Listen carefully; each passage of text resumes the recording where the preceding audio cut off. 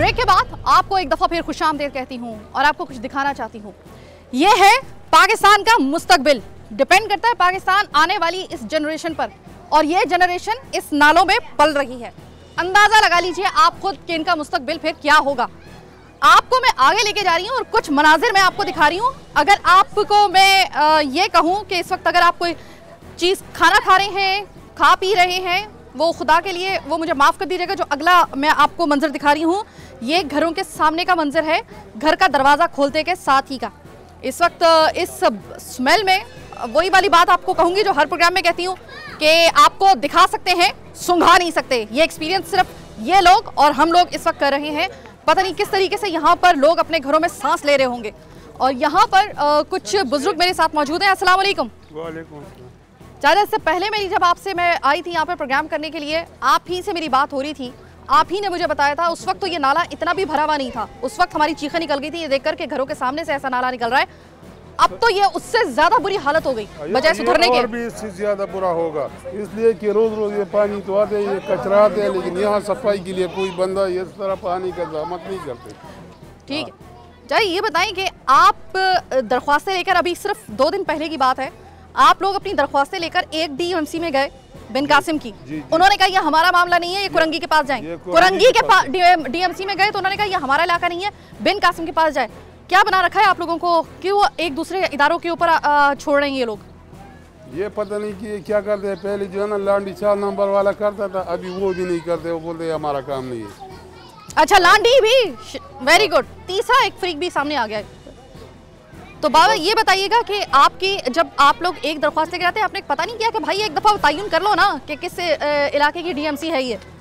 नहीं सर, ये भी कोई नहीं बताता। वो कोई बोलते हैं ये इसका है, कोई बोलते हैं इसका है। पिछले साल तो हम जो है ना नाताखान बोर्ड तक चले गए।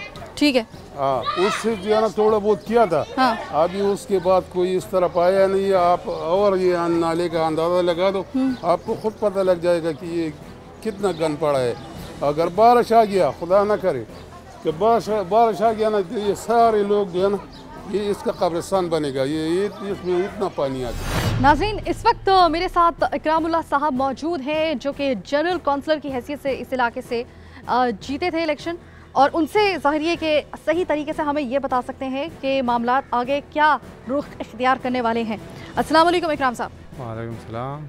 इकराम साहब, आपके इलाके में और ख़ास तौर पे ये जो अंदर का इलाका है, इसमें मैं देखकर आ रही हूँ, ऐसा इलाका मैंने अपनी ज़िंदगी में नहीं देखा है कि जब घरों के अंदर से बीचों बीच से 8-8 फुट के नाले गुजर रहे हैं। इतना खौफनाक मंजर, मुझे खुद वहाँ से गुजर के मैंने दिखाया है अपने नाजरीन को। मुझे तो ये समझ में नहीं आ रहा कि इस मामले को हल्की नौयत का या लाइटली इसको लिया कैसे जा सकता है।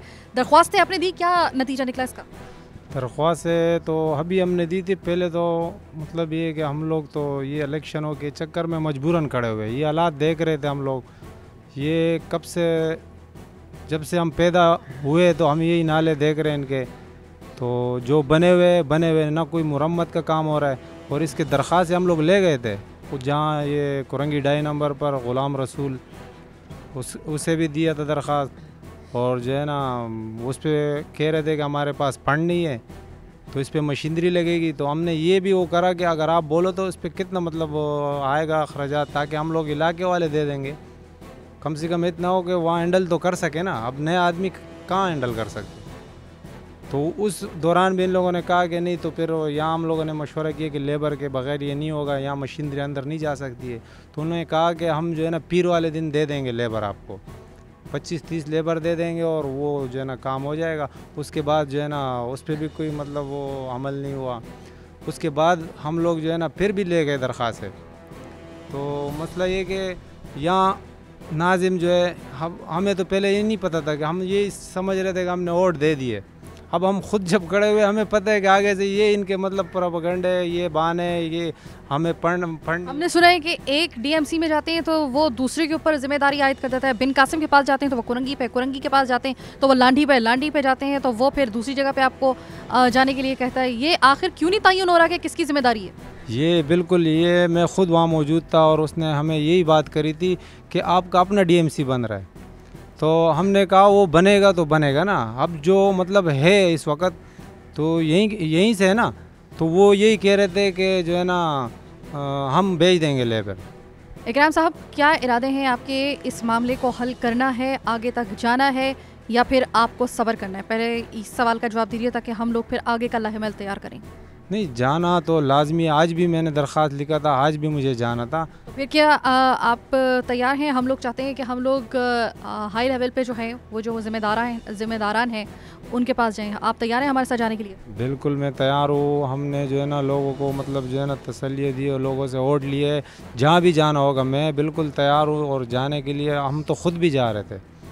अगर आप लोग गवाह के तौर पे जाओ तो उसके बाद ये कि आपको भी यकीन आ जाएगा। पिछली मरतबा भी आप लोग आए थे और यही बात थी कि आ जाएंगे बंदे और ये हो जाएगा काम। और अब जो है ना, आप अगर ख़ुद चलो हमारे साथ तो आप गवाह बन जाओगे। हम बिल्कुल तैयार हैं, आइए हमारे साथ। नाज़रीन, डिप्टी कमिश्नर के ऑफिस में जाने के लिए हमारी तैयारी है बिल्कुल मुकम्मल। और इकरामुल्लाह साहब तैयार हैं जाने के लिए? बिल्कुल तैयार हूँ, आपके साथ ही जाता हूँ, आपकी गाड़ी में। आप आ जाइए, आ जाइए। चले नाज़रीन, निकल रहे हैं हम लोग डिप्टी कमिश्नर के ऑफिस के लिए। चलिए। तो नाज़रीन, हम लोग इस मुतालिका डीएमसी ऑफिस में आ चुके हैं और इस वक्त इकराम साहब मेरे साथ मौजूद हैं।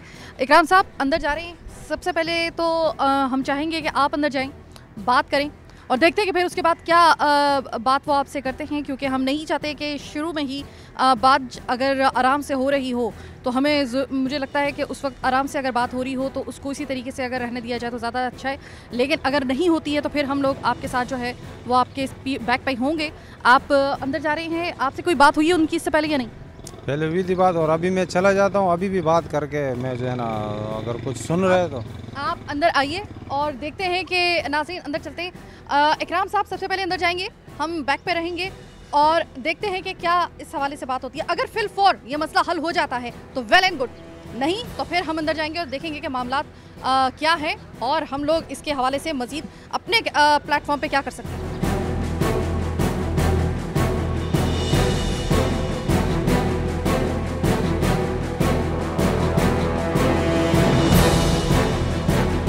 नाज़रीन, हम काफ़ी देर से यहाँ पर इंतज़ार कर रहे हैं। इकराम साहब अंदर गए हैं, हम इंतज़ार करें कि इकराम साहब आएँ तो देखें कि मामलात किस नहज पे जो हैं वो आकर टिके हैं। इकराम साहब का हम मेरे ख्याल है कि शायद आ रहे हैं। इकराम साहब क्या हुआ?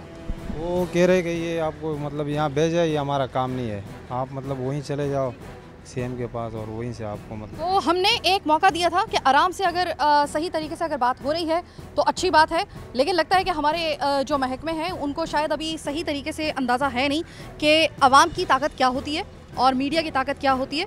तो अब हम अंदर जाएंगे और देखते हैं उनसे अब हम करेंगे अपना सही वाला काम, अब करेंगे हम जवाब तलबी। आइए इकराम साहब।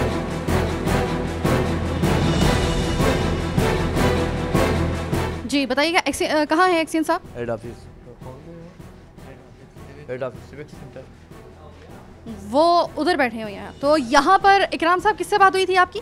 हमें वहाँ मतलब वहाँ से दिया था डीएमसी से कि आप वहाँ चले जाओ, आपका काम हो जाएगा। अब यहाँ हम आए तो मतलब ये कह रहे थे कि यहाँ काम। मुझे ये बताइएगा, यहाँ पर अगर एक्सीन साहब नहीं है, उनकी जगह पे कोई तो ऐसा बात करने वाला होगा ना? अफसरान है वो, अभी असगर भाई अभी 2 मिनट हुए बाहर गए, अभी आने वाले होंगे। किस जगह गए?